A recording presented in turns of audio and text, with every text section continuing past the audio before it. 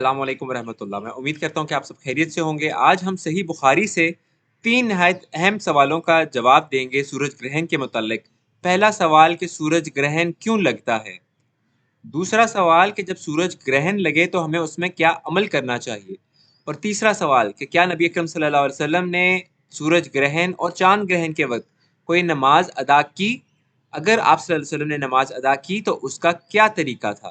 تو آئیے چلتے ہیں پہلے سوال کی طرف، لیکن اس سے پہلے میری آپ سے ریکویسٹ ہے کہ جو بھی آپ کو کوئی عمل کرنے کی تلقین کرتا ہے کسی بھی معاملے کے وقت، تو اس کو ویریفائی ضرور کروایا کیجئے، کیونکہ عمل وہی قبول ہے جو نبی اکرم صلی اللہ علیہ وسلم کے طریقے پر ہوگا۔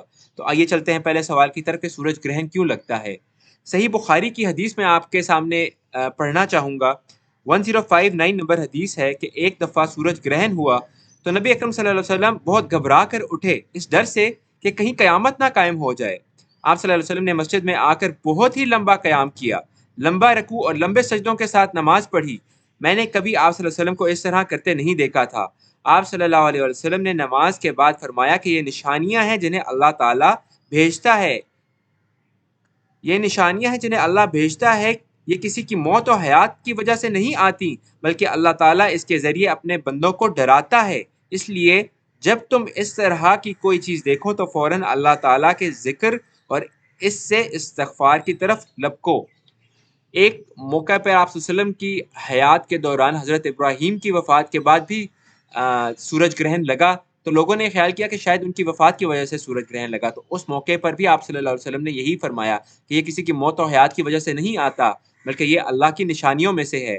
تو یہ جو سورج گرہن کا لگنا ہے اللہ کی نشانیوں میں سے ہے، جیسے اس حدیث میں ہم نے پڑھا ہے کہ اللہ اس کے ذریعے ہمیں ڈراتا ہے کہ ہم اس کی طرف لپکیں، اور اس حدیث میں بتایا گیا ہے کہ آپ اس وقت استغفار کریں۔ آئیے چلتے ہیں دوسری حدیث کی طرف، جس میں بتایا گیا ہے کہ ہمیں کیا عمل کرنا چاہیے جب سورج گرہن لگے۔ تو آپ صلی اللہ علیہ وسلم کی حدیث ہے 1054، صحیح بخاری کی حدیث ہے، جس میں نبی اکرم صلی اللہ علیہ وآلہ وسلم نے فرمایا کہ جب سورج گرہن میں غلام کو آزاد کرنے کا حکم فرمایا۔ 1054 نمبر حدیث ہے۔ اب اگر ہم آج کے دور میں دیکھیں تو سورج جو ہمارے پاس غلام نہیں ہے آزاد کرنے کے لیے، وہ زمانہ قدیم گزر چکا ہے، تو پھر سوال ایک اور پیدا ہوتا ہے کہ ہمیں اس وقت کیا عمل کرنا چاہیے۔ تو آئیے لے چلتا ہوں میں آپ کو صحیح بخاری کی 1044 حدیث کی طرف۔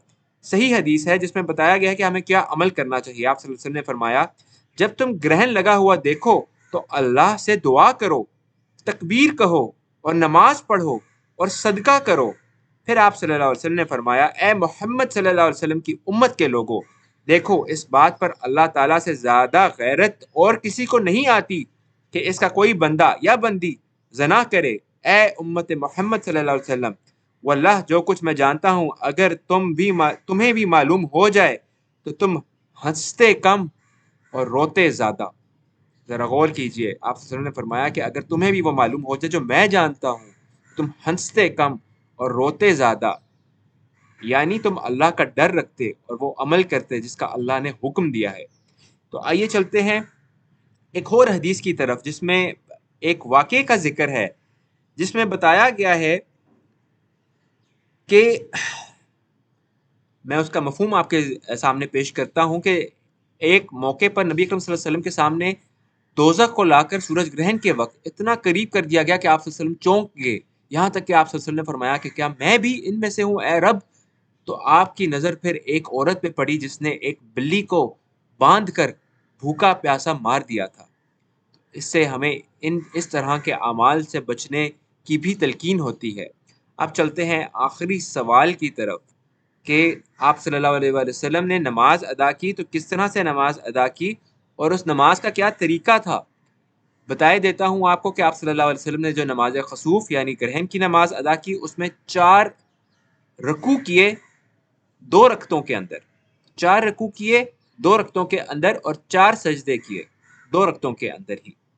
اور پھر آپ کو میں مکمل طریقہ بتائے دیتا ہوں۔ صحیح بخاری کی حدیث ہے 1047، جس میں پورا طریقہ بتایا گیا ہے کہ جس دن سورج میں خسوف یعنی گرہن لگا تو نبی کریم صلی اللہ علیہ وسلم نے نماز پڑھائی۔ آپ کھڑے ہوئے، تکبیر کہی، پھر دیر تک قرآن مجید پڑھتے رہے، لیکن اس کے بعد ایک طویل رکوع کیا۔ رکوع سے سر اٹھایا تو کہا سمیع اللہ لمن حمیدہ، پھر آپ پہلے ہی کی طرح کھڑے ہو گئے اور دیر تک قرآن مجید پڑھتے رہے، لیکن اس مرتبہ کی قرت پہلے سے کچھ کم تھی۔ پھر آپ سجدے میں گئے اور بہت دیر تک سجدے میں رہے، پھر دوسری رکعت میں بھی آپ نے اسی طرح کیا۔ پھر جب آپ نے سلام پھیرا تو سورج صاف ہو چکا تھا۔ نماز سے فارغ ہو کر آپ صلی اللہ علیہ وسلم نے خطبہ دیا اور فرمایا، سورج اور چاند کا خسوف اللہ کی ایک نشانی ہے، اور ان میں خسوف یعنی گرہن کسی کی موت اور زندگی پر نہیں لگتا، لیکن جب تم اسے دیکھو تو فوراً نماز کے لیے لپکو، فوراً نماز کے لیے لپکو۔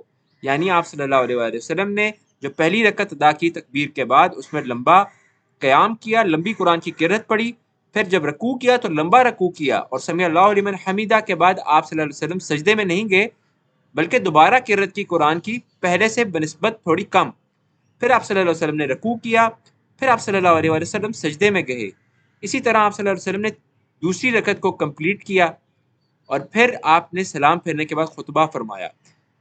یعنی ہمیں ان اعمال سے، ان صحیح بخاری کی احادیث سے پتہ لگتا ہے کہ جب سورج گرہن لگے تو مختصراً میں آپ کو خلاصہ بتا دیتا ہوں کہ ہمیں نماز خسوف ادا کرنی چاہیے نبی کریم صلی اللہ علیہ وسلم کے طریقے پر، ہمیں اللہ سے دعا کرنی چاہیے، ہمیں اللہ سے استغفار کرنی چاہیے، غلاموں کو آزاد کرنا چاہیے اگر کسی کے پاس آج کے دور میں ہیں، ہمیں صدقہ کرنا چاہیے، خیرات کرنی چاہیے، اور اللہ کے ذکر میں مشغول ہونا چاہیے، اللہ سے استغفار کرنی چاہیے، اور لمبے سجدے اور لمبے رکوع کرنے چاہیے اور لمبی قرات کرنی چاہیے اس وقت تک جب تک گرہن ختم نہ ہو جائے۔